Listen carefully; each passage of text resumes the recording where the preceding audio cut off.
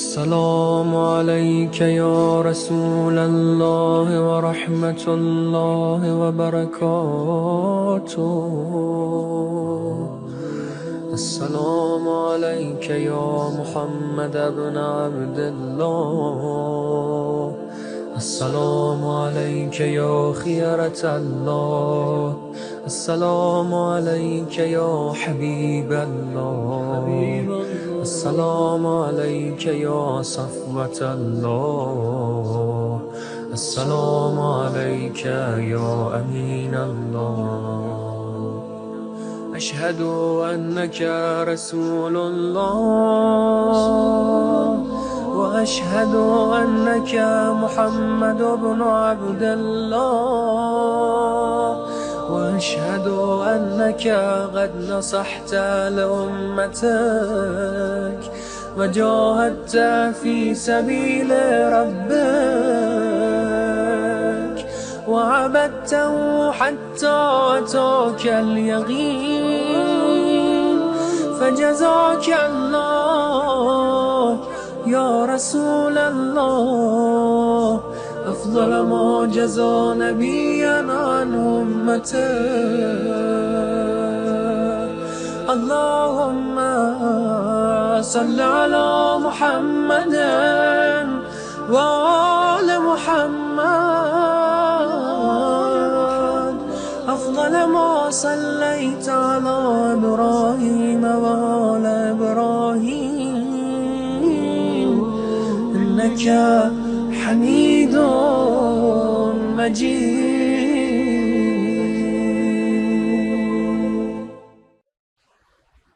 Bismillahirrahmanirrahim. Alhamdulillah Rabbil Alamin. Assalamualaikum ayuhan nabiyyu wa rahmatullahi wa barakatuh. Assalamu alayna wa ala ibadillahi salihin. Assalamualaikum warahmatullahi wabarakatuh. Asyhadu an la ilaha illallah wahdahu la syarikalah wa asyhadu anna sayyidana wa maulana Muhammadan abduhu wa rasuluh. Allahumma salli ala sayyidina Muhammad wa ali sayyidina Muhammad wa ajil farajah. Kunuzul hikmah, kunuzul ma'rifah menghadirkan hikmah-hikmah dari para teladan agung sepanjang sejarah. Kali ini kita akan bincangkan tentang lisan.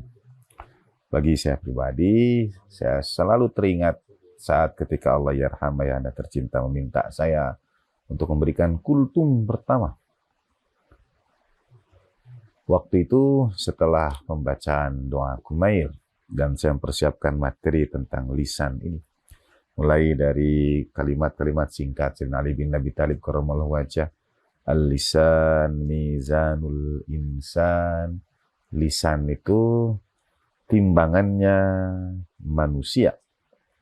Nah, tentang lisan ini Allah Subhanahu wa taala berfirman misalnya di dalam Al-Qur'an, a'udzubillahi minasyaitonirrajim, dalam surah Ar-Rum ayat ke-22. Ini biasanya ayat pernikahan. A'udzubillahi minasyaitonirrajim, wa min ayati khalqus samawati wal ardi wa ikhtilafi alsinatikum wa alwanikum inna fi dzalika laayatin lil alamin.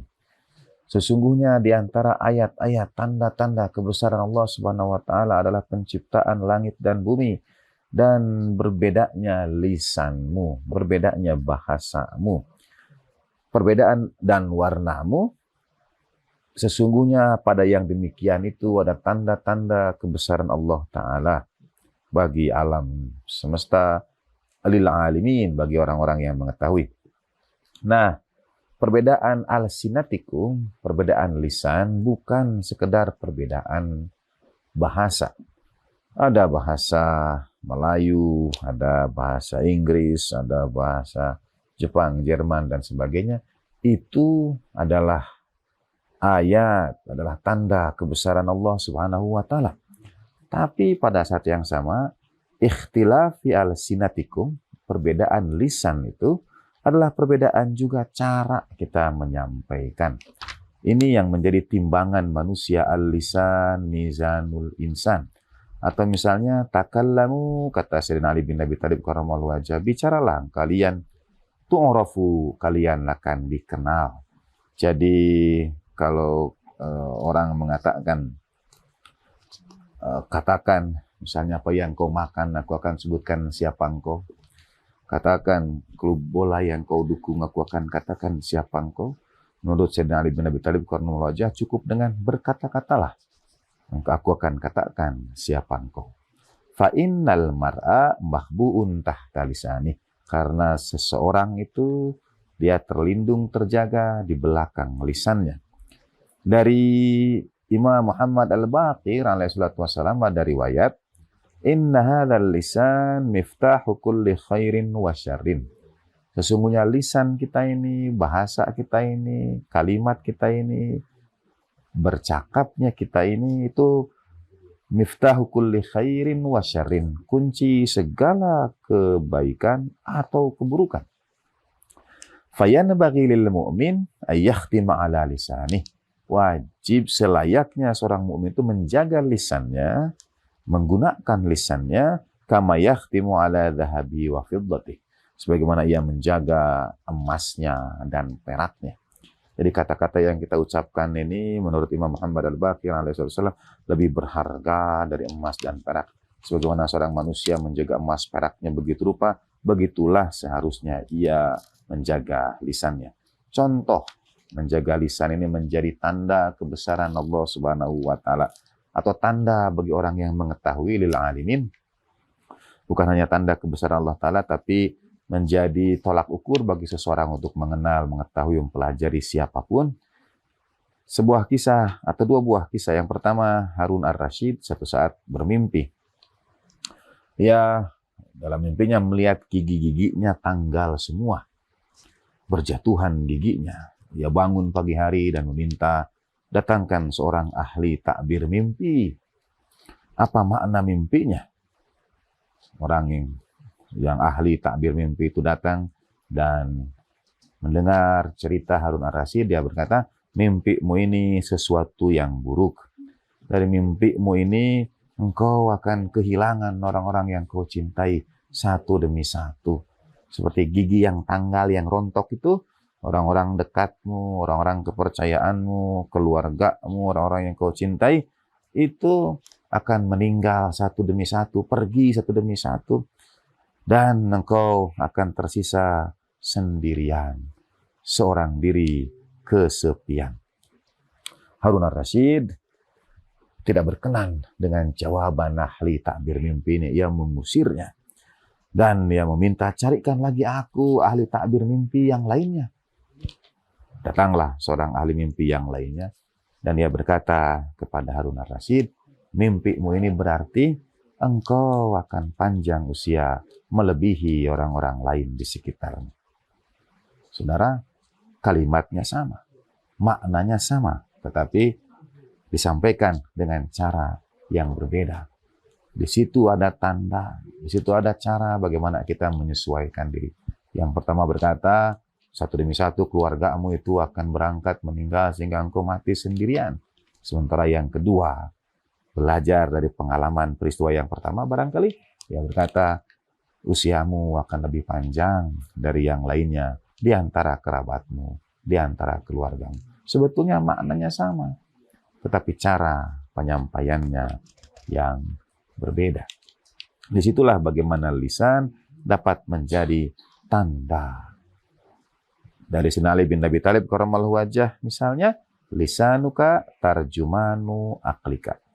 Apa yang kita ucapkan itu adalah cerminan, atau dalam bahasa Sayyidina Ali, penerjemah akal kita. Kata-kata kita adalah cerminan kadar akal kita. Semoga kita dapat menjaganya dan insya Allah menjadi cerminan kadar akal kita melalui lisan kita. Wassallallahu ala sayyidina Muhammadin wa alihi tahirin walhamdulillahi rabbil alamin wa lakum minkum wa ma taufiqi illa billah alaihi tawakkaltu wa ilaihi unib. Assalamualaikum warahmatullahi wabarakatuh.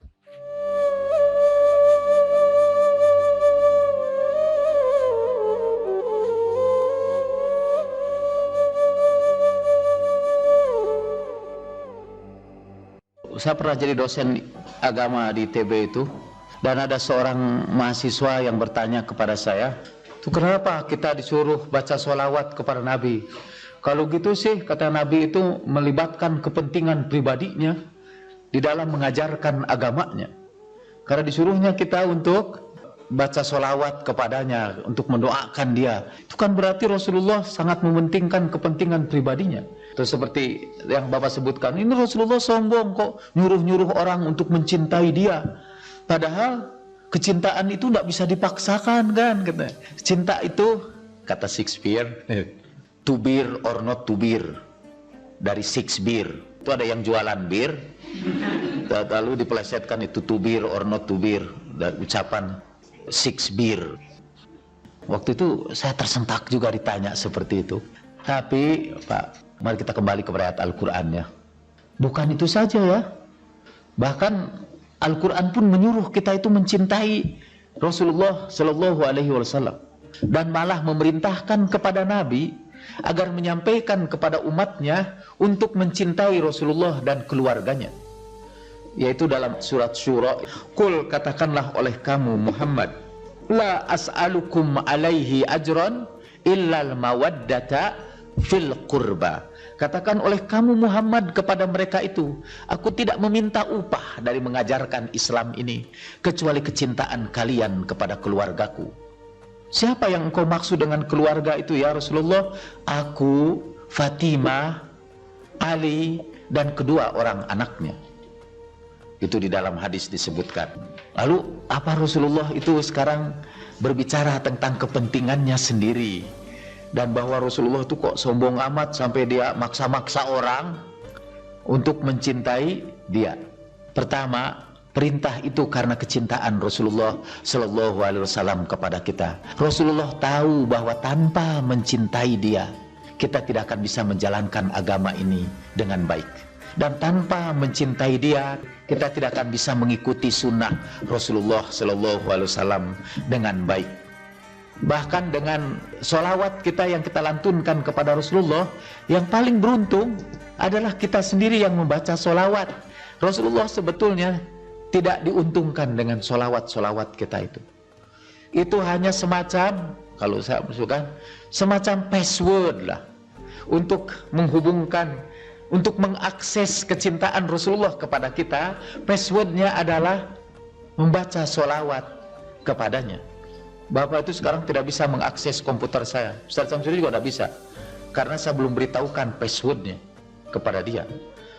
Kalau passwordnya itu adalah nama saya, itu bukan berarti karena saya sombong, kamu tidak bisa mengakses komputer saya kalau kamu tidak menyebutkan nama saya lebih dahulu.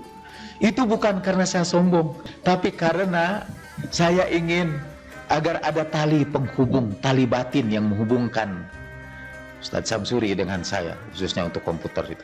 Nah, Rasulullah Shallallahu Alaihi Wasallam juga, beliau sangat tahu bahwa sholawat kita itu tidak ada artinya dibandingkan dengan kecintaan Rasulullah yang tidak terhingga kepada kita. Tapi beliau ingin mengajarkan kepada kita bagaimana cara menumbuhkan kecintaan kita kepadanya. Pertama, tadi beliau sebutkan, usahakanlah itu jadi ideal kamu, jadi cita-cita kamu, kamu itu bisa mencintai aku. Dan yang kedua, dengan ucapan itu sebetulnya Rasulullah ingin mengajarkan kepada kita bahwa cinta itu, Pak, berbeda dengan anggapan orang. Cinta itu harus kita pelajari. Kita harus belajar mencintai itu. Karena it is wrong to say that you fall in love. You never fall in love. You fall in lust. Itu kata orang barat itu. Kita tidak pernah jatuh cinta. Tidak ada itu jatuh cinta itu. We learn to love. Kita harus belajar mencintai itu. Kalau jatuh cinta, namanya juga jatuh. Itu bukan cinta, karena itu bukan cinta, sebenarnya itu nafsu. Kalau tiba-tiba orang tergila-gila, hanya sekali berjumpa at first sight, dalam pandangan pertama tiba-tiba jatuh cinta, itu pasti bukan cinta yang sebenarnya. Itu lust. Karena cinta harus tumbuh, harus berkembang. We grow to love, we learn to love. Dan kepada Nabi juga begitu. Mengapa Nabi memberitakan itu? Supaya kita belajar mencintai. Saya tadi bicara di sebuah pengajian ibu-ibu itu, penderitaan manusia modern ialah karena sepanjang hidupnya dia belajar dicintai.